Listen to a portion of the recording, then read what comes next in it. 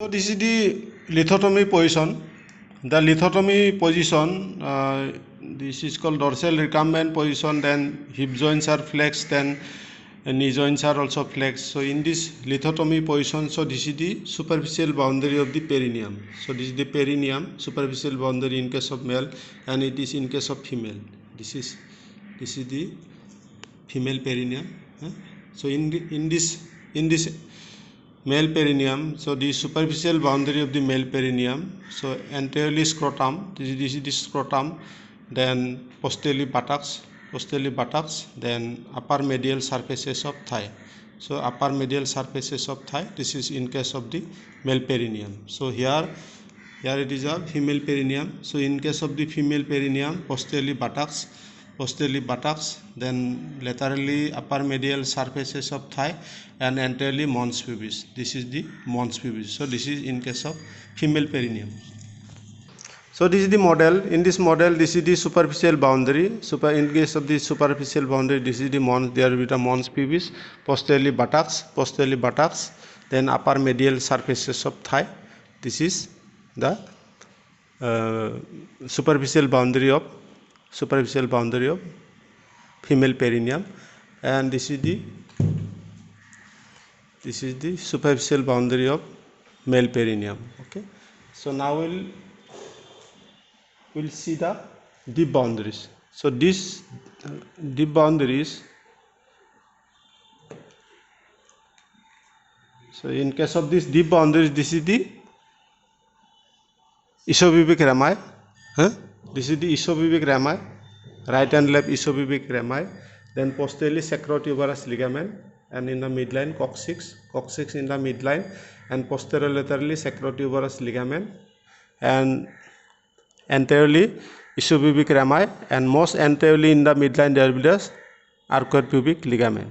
So this is the deep boundaries. Deep boundaries of the perineum and this pelvic outlet is same. The markings of the deep boundaries of the perineum and the pelvic outlet is same. Okay, ठीक है से. Now see,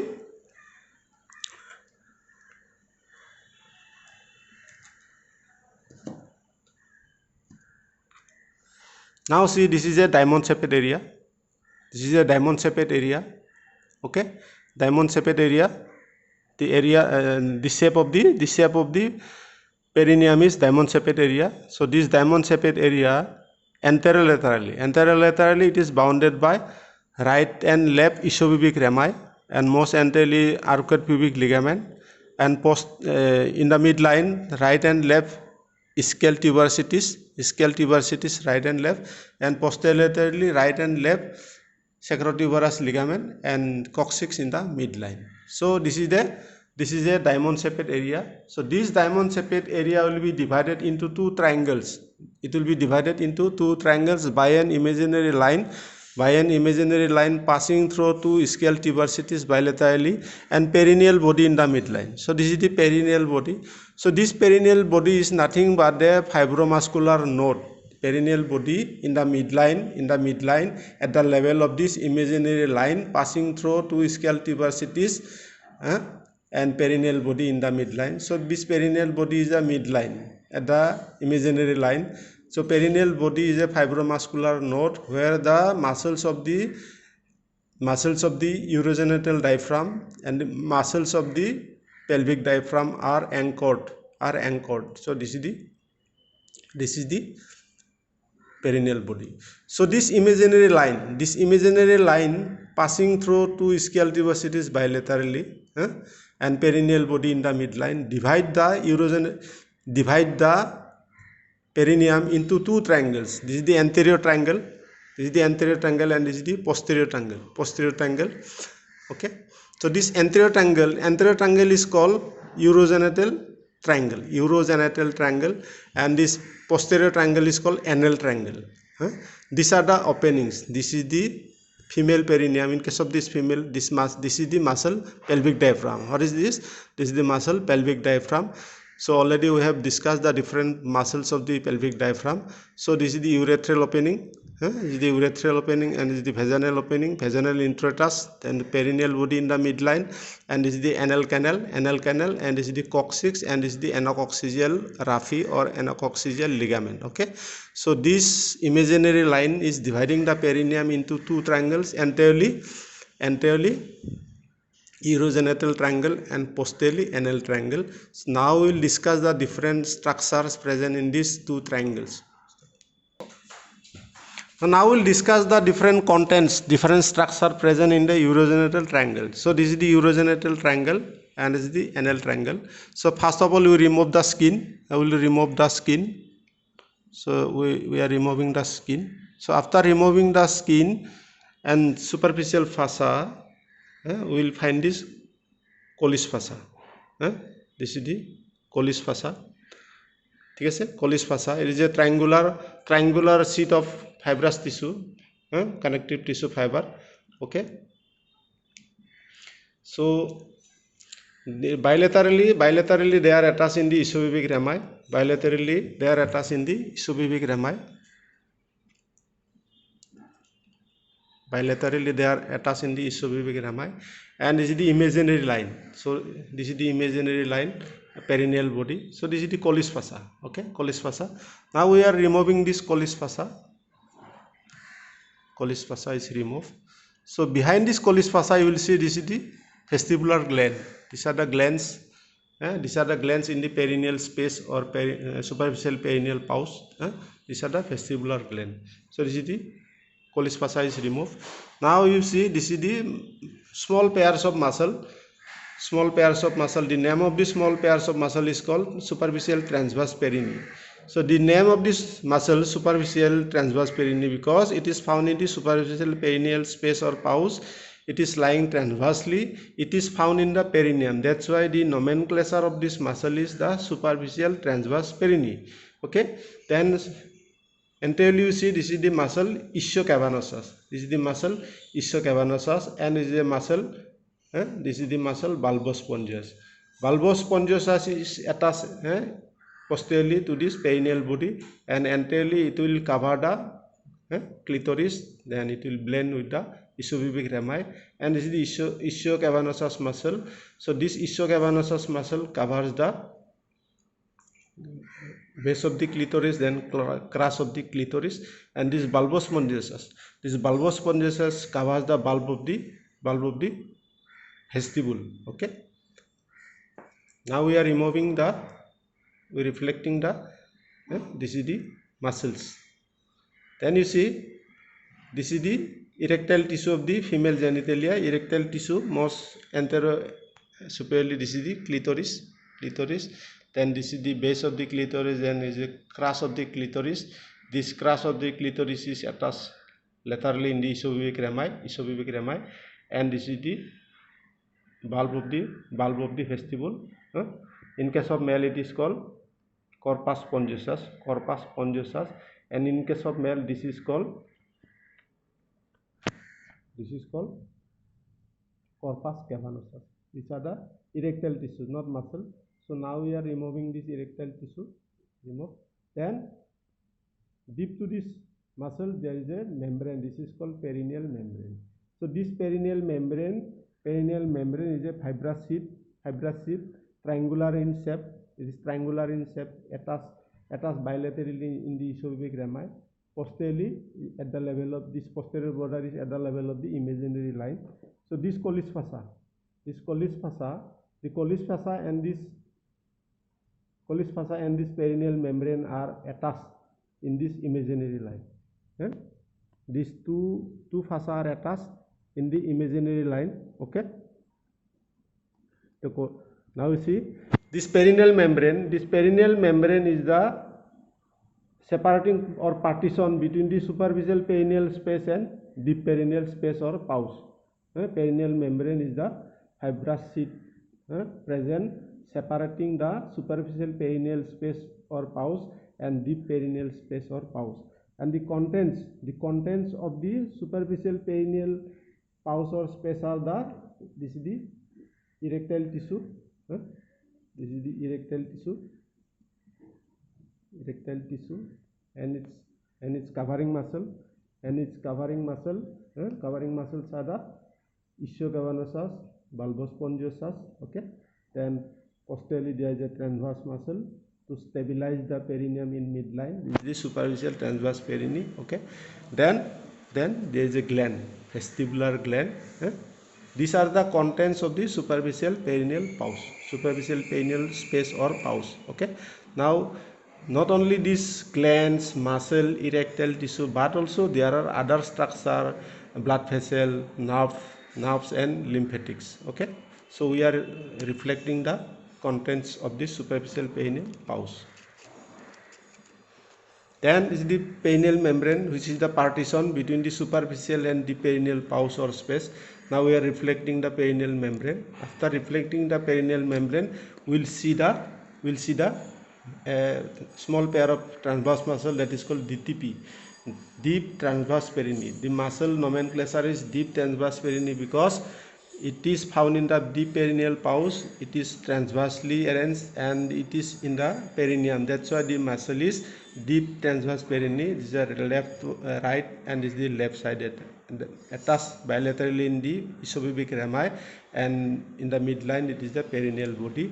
And most anteriorly there is one more muscle that is called sphincter urethra. So this is the sphincter urethra. Sphincter urethra are attached bilaterally in the isopubic rami, and in the midline they will make a sphincter around the urethral opening. So this is the urethral opening. So deep to this muscle, sphincter urethra and deep transverse perineum. So this is a fossa that is called superior or deep fossa. In anatomical position, please focus it. In this anatomical position, it will be superior or deep fossa, superior deep fossa. Okay, so this perineal membrane, and this is the inferior fossa, this is the inferior deep fossa. So this inferior deep fossa plus the superior deep fossa will make a space that is called deep perineal pouch. This is called, we are discussing the deep perineal pouch. Deep perineal pouch is bounded superficially by this perineal membrane, and deeply by the deep fossa. So in between these two deep fossa, these are the content. These contents are sphincter urethra anterior superiorly and deep transverse perineum. Okay, so these are the two muscles as a content of this deep perineal pouch.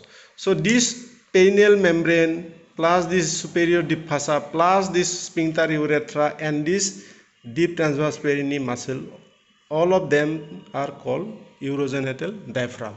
Urogenital diaphragm are the structures, triangular structure present in the urogenital triangle.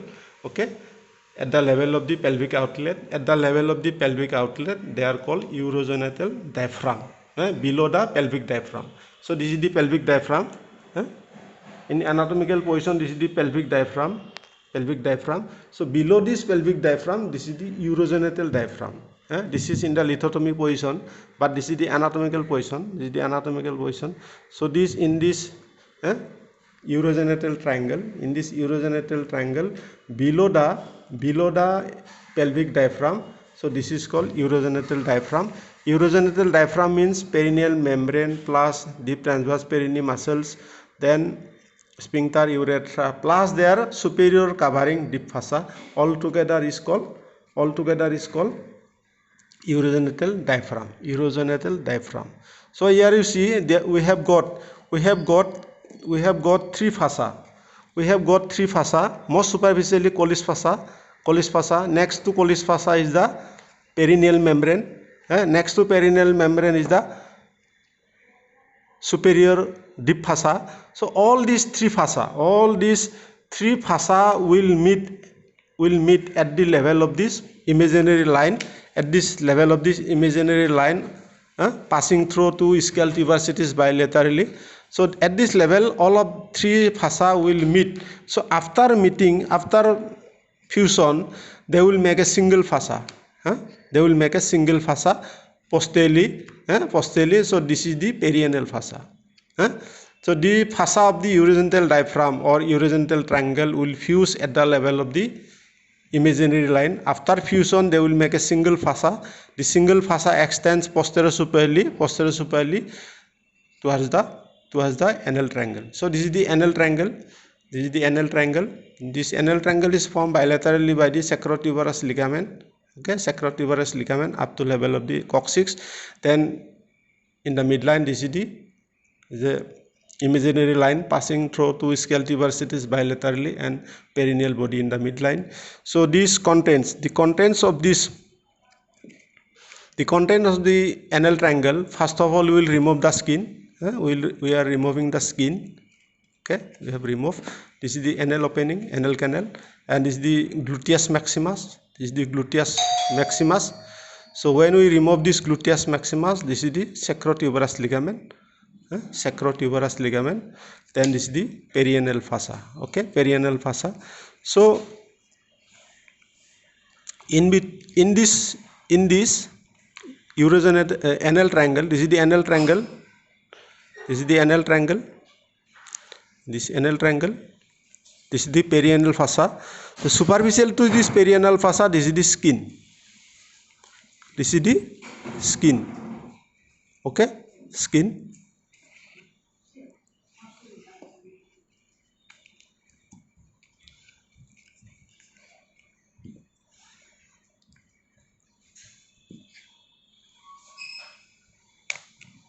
This is the skin. Okay, so between the perianal fossa and the skin, there is a space that is called perianal space.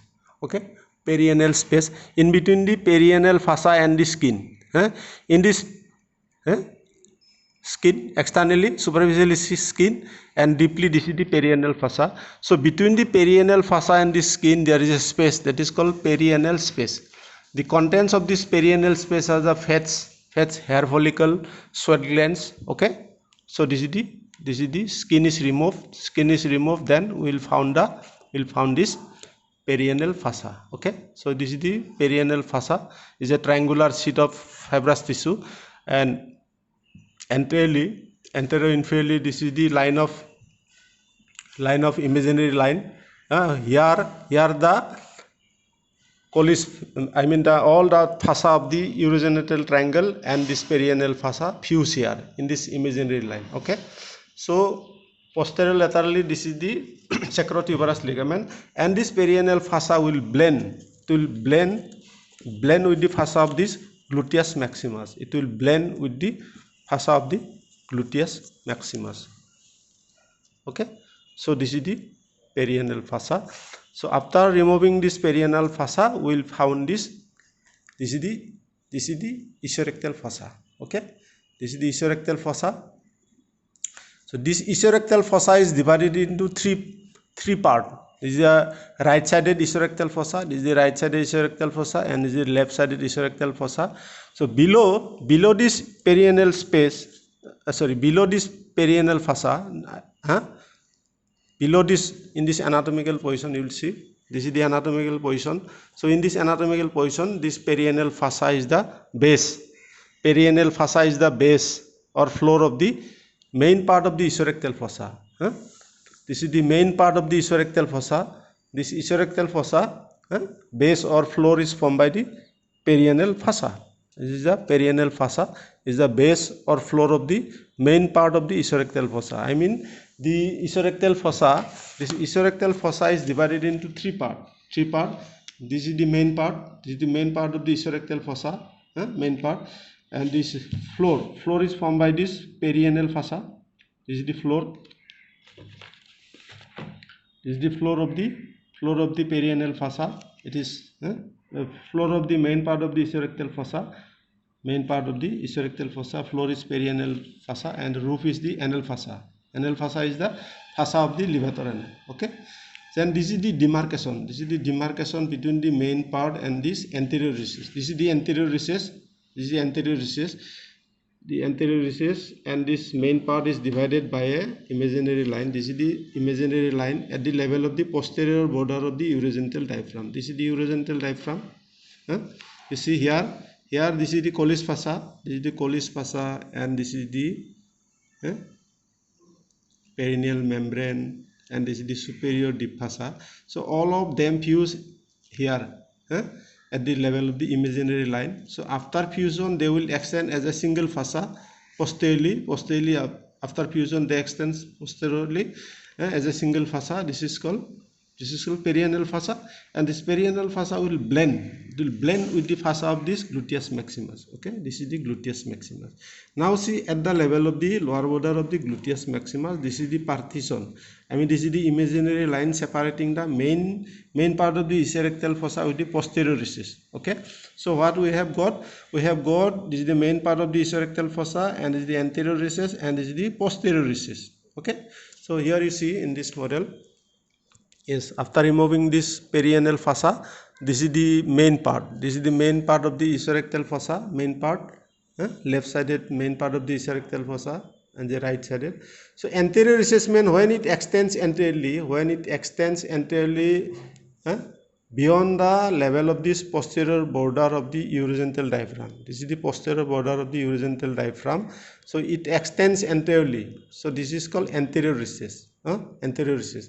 Then you come posteriorly beyond the lower border of the gluteus maximus, posterior superiorly in this anatomical position. Suppose this is the anatomical position. In this anatomical position, this is the main part. This is the main part of the ischiorectal fossa.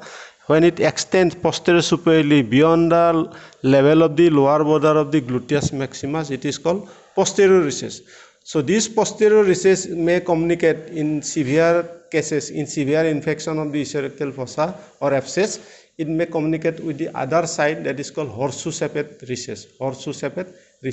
Okay. Now come to the walls and borders. Okay.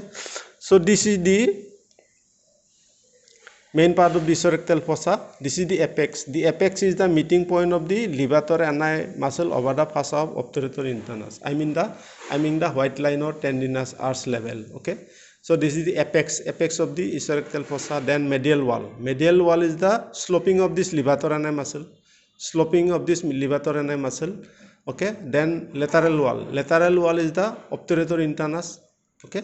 Obturator internus. Can you see? This is the obturator internus muscle. So this is the lateral wall. Lateral wall is obturator internus and it's covering fossa. Medial wall is sloping of the levator ani muscle, and apex. The apex is the meeting point of the levator ani over the fossa of obturator internus. Okay. So this is the anterior recess. The main part. Deep to this perianal fossa. Deep to this perianal fossa is the main part. Then anterior recess extends anteriorly beyond the posterior border of the urogenital diaphragm. Anterior recess. Posterior recess when it extends beyond the level of the lower border of gluteus maximus. This is the gluteus maximus. Gluteus maximus. Main ischiorectal fossa when it extends beyond the lower border of the gluteus maximus is posterior recess. So this posterior recess may communicate with the other side. Okay. So this is about the ischiorectal fossa. Okay. In case of the female. Okay. Stop. So this is the male perineum. In case of this male perineum, most superficially the collis fossa. Okay. The collis fossa. Okay. But in case of the male, there will be a structure that is called scrotum. Okay, there will be the scrotum. So when we remove the skin of the male genitalia and scrotum, we will find this is the collis fossa. So this collis fossa is a triangular fossa. It is attached bilaterally in the ischiopubic rami. It is attached bilaterally in the ischiopubic rami, and this collis fossa extends anteriorly with the fossa of the anterior abdominal wall. Okay, fossa of Scarpa. The fossa of the Scarpa of the anterior abdominal wall is continuous with the collis fossa superiorly. Okay, bilaterally in the ischiopubic rami, and posteriorly in the midline it continuous with the fossa of the scrotum. That is the dartos fossa. It continuous with the fossa of the scrotum. Then posteriorly there up to this imaginary line passing through two ischial tuberosities and perineal body in the midline. So now we are removing the collis fossa of the male perineum. It is the collis fossa. we have removed. So after removing the Colles fascia, we will see the superficial pouch of the male perineum, superficial perineal pouch of the male perineum, and the content. This is the content: superficial transverse perineal muscle. Bilaterally, they are attached in the ischiopubic rami and perineal body in the midline. Then this is the midline muscle. This is a fusion of the right and left half of the bulbous spongiosus muscle. So bulbous spongiosus muscle is the fusion of the two halves of the then they are attached in the midline. Posteriorly, this is the perineal body, and anterior inferiorly they will cover the erectile tissue corpus spongiosus. So after covering the corpus spongiosus, they will they will be divided into right and left half to cover the corpus cavernosa. So this is the muscle of the male genitalia. This means the midline muscle is called bulbous spongiosus, and there will be a right and left. This is the right and left ischiocavernosus. Ischiocavernosus muscle is attached bilaterally in the ischiopubic rami. Then it extends towards the body of the male genitalia, okay, and it will cover the erectile tissue corpus cavernosus. So we are removing the muscles of the male genitalia, okay. So this is the contents of the superficial perineal pouch, okay. Now this is the erectile tissue of the male genitalia. So this erectile tissue, this is the corpus spongiosus. This is called corpus spongiosus.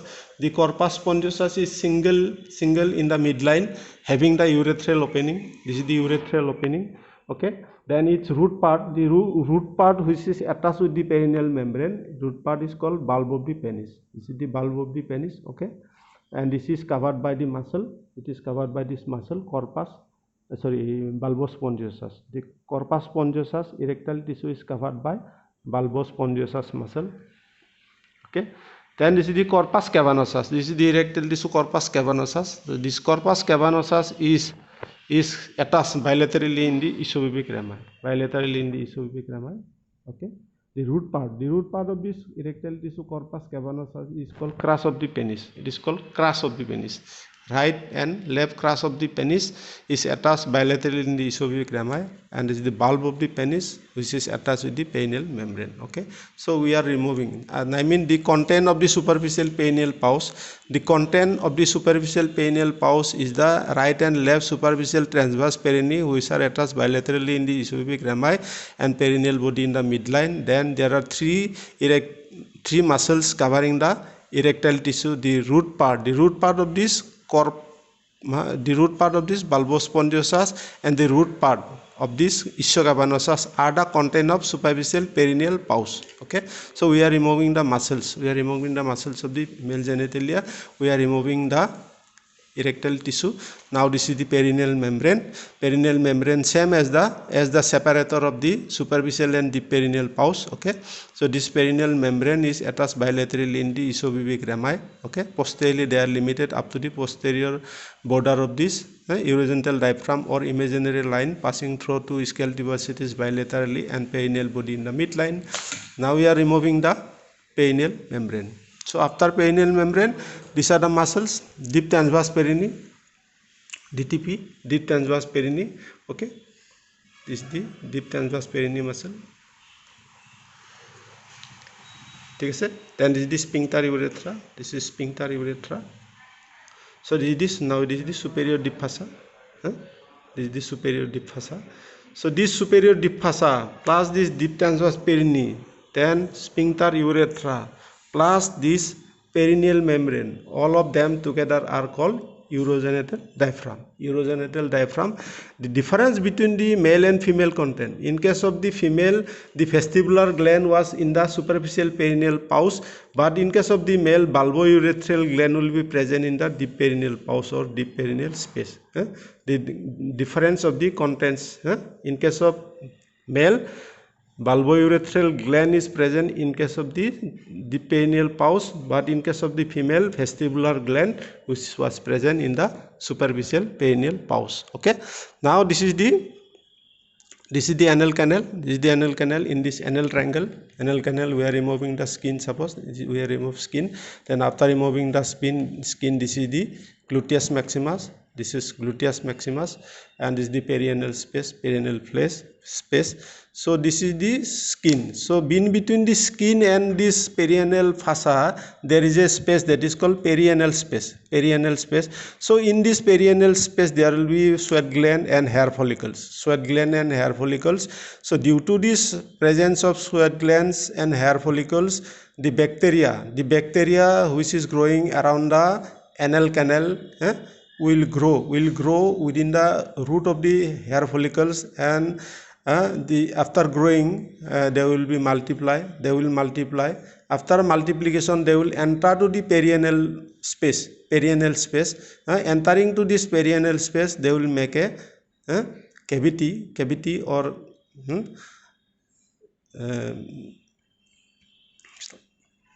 so this is the perianal space filled with fat and small loculi. So this is the perianal space. Externally it is bounded by the skin. And deeply it is bounded by this. This is the perineal fossa. Perineal fossa. So you see there. Just focus it. So this is the perianal fossa, and this is the skin. So in between the skin and perianal fossa, there will be the sweat gland and hair follicles. So this is a dirty area around the anal canal. Usually it is a dirty area. So in this dirty area, the bacteria will harbor, the bacteria will multiply, and after multiplication they will enter to this perianal space. After perianal space, they will cut this perineal fossa. After cutting this perianal fossa, they will enter to the ischiorectal fossa. So entering to this ischiorectal fossa, they will make a abscess. So this is the abscess. This is the abscess. So this is the pathway. Of this bacteria. This is the pathway of the bacteria. First of all, they will harbor in the skin. After skin, they will enter through the hair follicle. Then within the hair follicle within the fats of this perianal space, they will multiply. After multiplication, they will cut this perineal membrane, perianal fossa. So after cutting this perianal fossa, they will enter to this ischiorectal fossa. So within the ischiorectal fossa, they will make an abscess. So the reason of this abscess is this ischiorectal fossa is a space which is least vascular and most nervous. Least vascular. Due to this least vascular, the antibodies or this WBC cannot reach this ischiorectal fossa to kill this bacteria or foreign organisms. Okay, and it is very painful. Because of the most nervous. Most nervous means excessive nerve supply. That is called most nervous. Due to this most nervous area, we feel pain. Okay, so when this abscess in this ischiorectal fossa, increases in size, when this abscess increases in size, and it will be compressed due to this intra-abdominal pressure.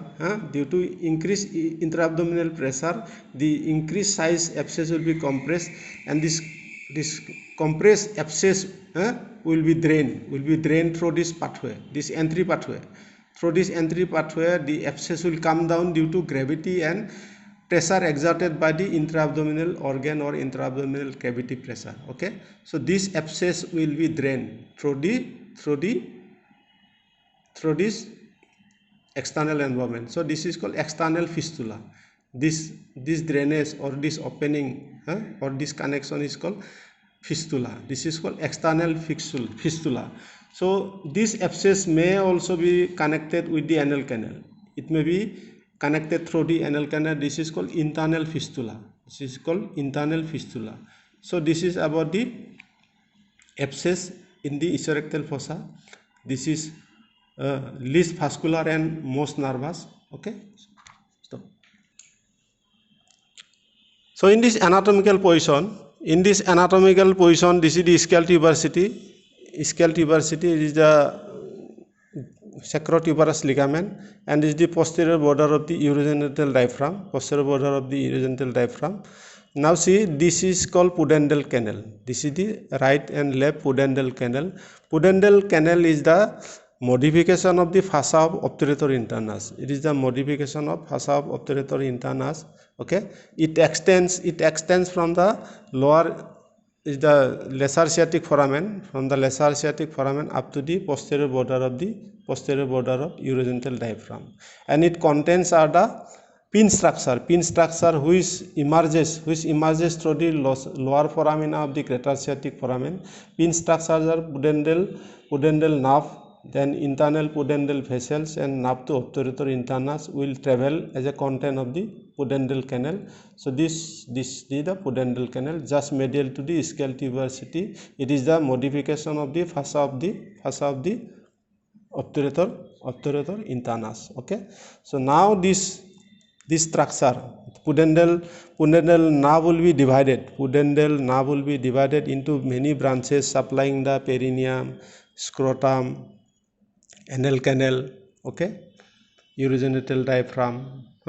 So these are the branches from this pudendal nerve. Then this internal pudendal vessels will be divided into these branches supplying to this scrotum, labia, clitoris, genitalia. Okay, then this nerve to obturator internus will supply this muscle obturator internus.